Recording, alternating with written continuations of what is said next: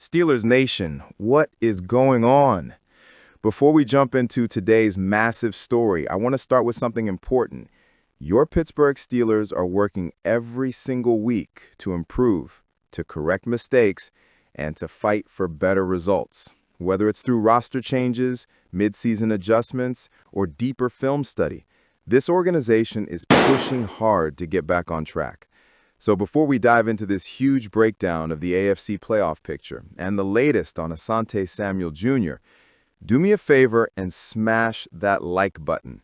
It helps the channel grow, helps Steelers Nation stay informed, and pushes more black and gold fans into the conversation. Now, let's talk about the uncomfortable truth that Steelers fans need to face. Not long ago, the Steelers were sitting at the top of the AFC North with a 4-1 record.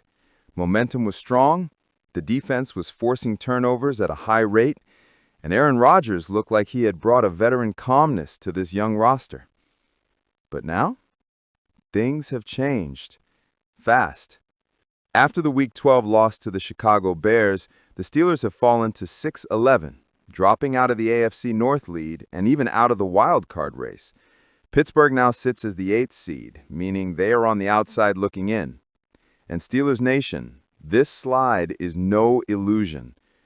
The rest of the AFC is heating up at the worst possible time.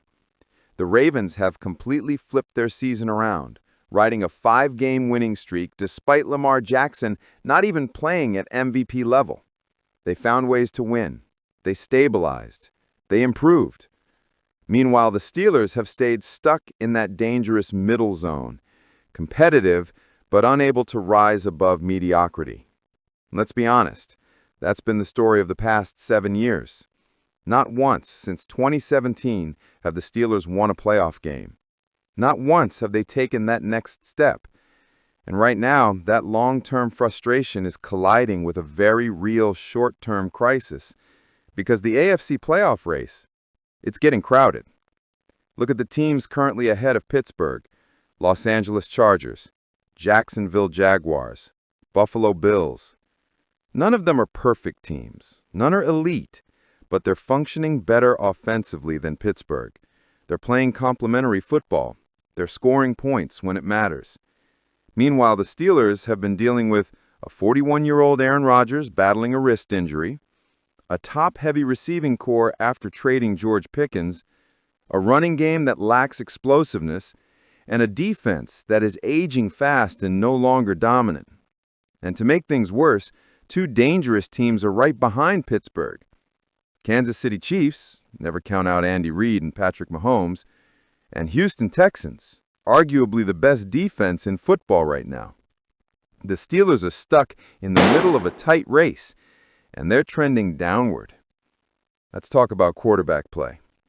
Rodgers has been solid, not spectacular. At age 41, solid might be as much as you can realistically ask for, but it might not be enough. He has just 1,969 passing yards, ranking 22nd in the league. The deep ball is inconsistent, the wrist injury is lingering, and with DK Metcalf hobbled and no George Pickens on the roster, Rodgers is throwing to a supporting cast that doesn't scare defenses. Calvin Austin III and Roman Wilson are talented young players, but they are not wide receiver 1s or even proven wide receiver 2s. That decision to skip adding another proven wideout at the trade deadline is haunting this team right now. Jaylen Warren is electric, but he's not a 20-carry back. Kenneth Gainwell is a solid piece, but not a star. As for the defense, for the first time in years, the Steelers' defense is showing cracks big enough to worry any fan. 10th in points allowed, not horrible. 28th in total yards allowed. A major red flag. The defense is relying heavily on players deep into their 30s. Jalen Ramsey, Cameron Hayward, TJ Watt.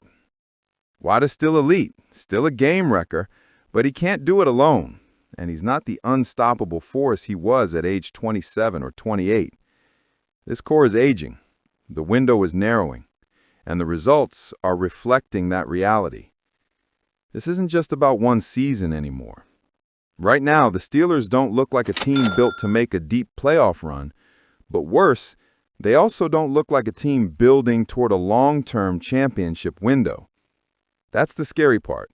Mediocrity is the hardest place to escape in the NFL.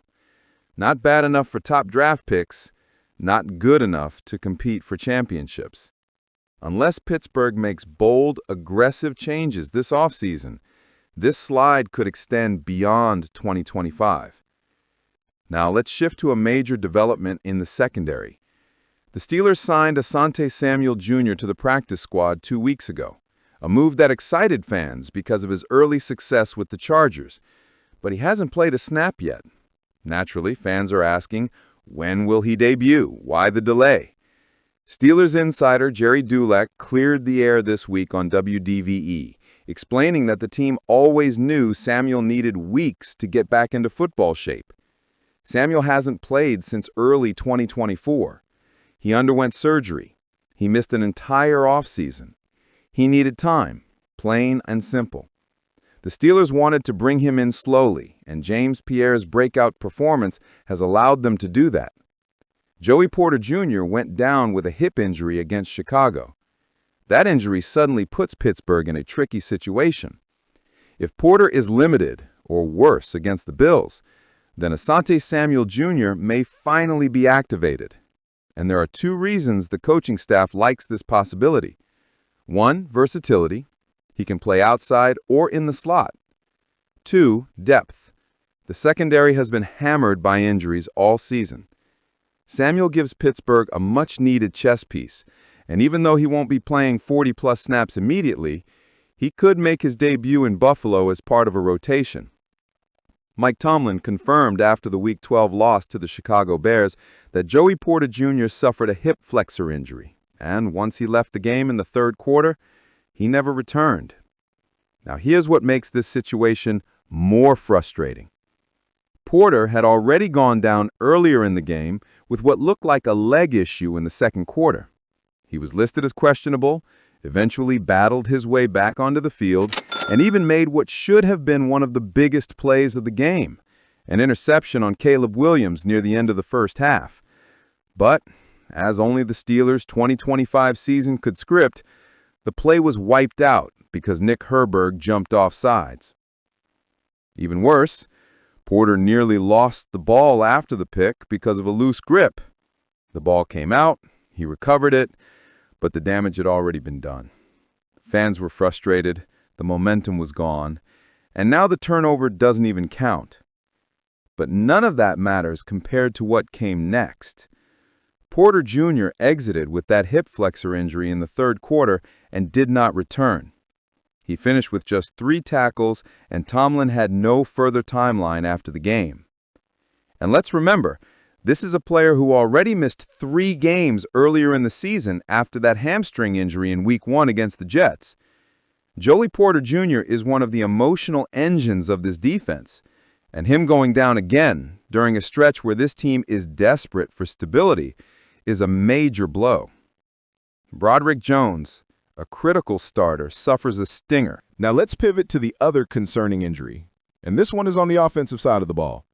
Broderick Jones, the young franchise tackle who moved back to his natural left side this year, suffered a stinger in the 4th quarter as the Steelers were trying to mount a comeback down 31-21. The injury happened while he was blocking Dominic Robinson, who jumped to try to disrupt a pass from Mason Rudolph outside the pocket. Jones immediately reached for his shoulder and went to the sideline, visibly angry, even slamming his helmet. That frustration tells you everything. He knew he couldn't continue, and he knew how important this moment was. Calvin Anderson, who's been almost exclusively a special teams player this year, had to come in and finish the game, logging 23 snaps according to PFF. From a durability standpoint, this is uncharted territory. Broderick Jones had been completely healthy throughout his entire NFL career up to this moment, playing in all 45 games since being drafted in 2023. And now, with the offense already struggling at times, losing your blindside protector is the last thing you want. What this means for the Steelers going forward? Let's be honest, Steelers Nation, this team is battling injuries at the worst possible time. They're slipping from the top of the AFC North, the playoff picture is tightening, and two critical starters could now miss time. For Joey Porter Jr., hip flexor injuries vary wildly. Some players miss 1 week, others missed a month. It all depends on severity. And for a cornerback relying on explosive movement, this isn't something you rush back from. For Broderick Jones, stingers can be tricky. Most players return quickly, but repeated stingers can become a bigger problem if not treated correctly. And here's the added wrinkle. The Steelers are about to face the Buffalo Bills, a high-powered offense, a physical defense. This is not the kind of game where you want to be down a cornerback and your starting left tackle. But here's the small silver lining. James Pierre's emergence could buy time. With Joey Porter Jr. down, the spotlight now shifts again to James Pierre, who's been one of the quiet bright spots on this defense. His improved play has already given the coaching staff confidence to bring along newly acquired CB, Asante Samuel Jr., slowly. And speaking of Samuel, this injury situation might accelerate his debut. The Steelers signed him knowing he was weeks away from being game ready.